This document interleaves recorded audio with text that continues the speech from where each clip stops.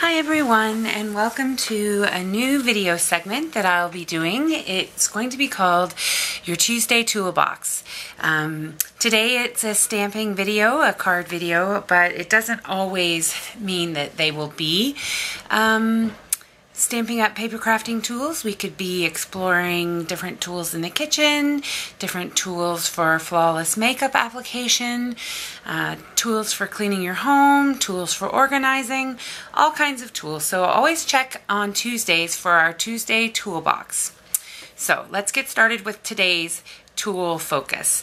I'm going to be making this card. This card is a case.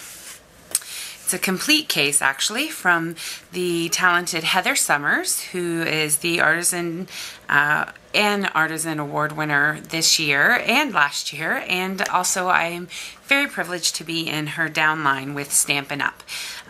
So this is her card. Well, this is my replica of her card. Her card looks a little bit different, but if you want to see hers, you can see it in her creations board on Pinterest, Heather Summers, or you can check out her blog at www.stampwithheather.ca.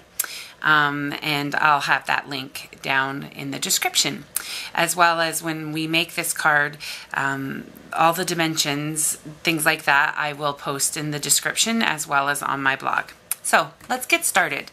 The tool that we're going to be focusing on today is this.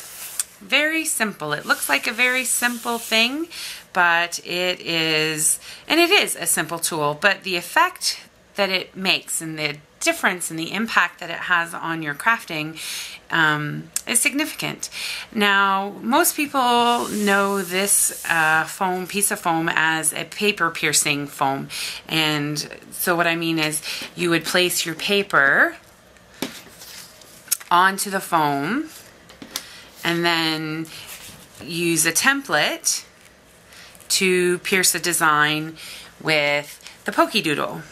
So you just follow along, poking in the holes, and you get a very lovely design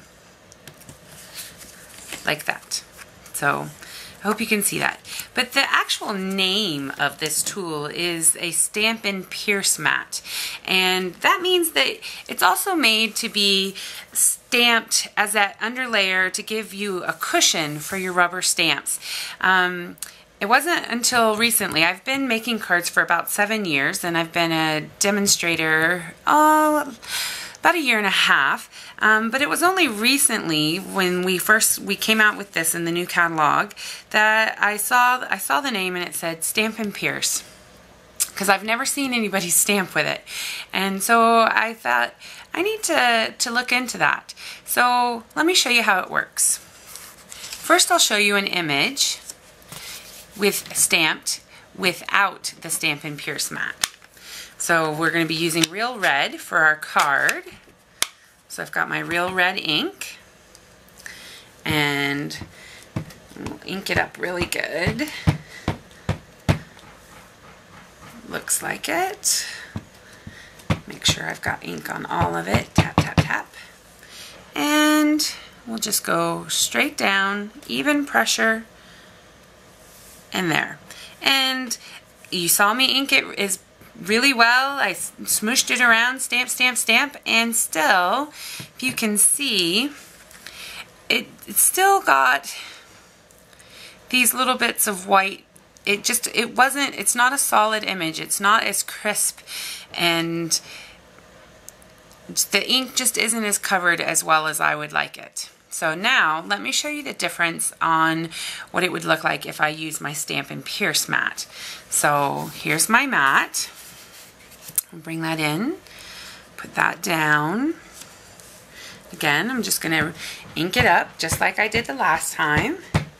This is not one of the new ink pads. Now, the new ink pads, you do not need to put this much effort into putting ink on your stamp.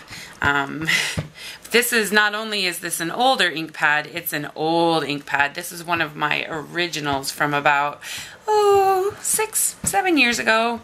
It's been inked and re-inked many times, so it I always want to make sure. So I think I've got pretty good coverage, as good as I had there. And again, we'll go straight down, even pressure, nice press, and up. And look at the difference.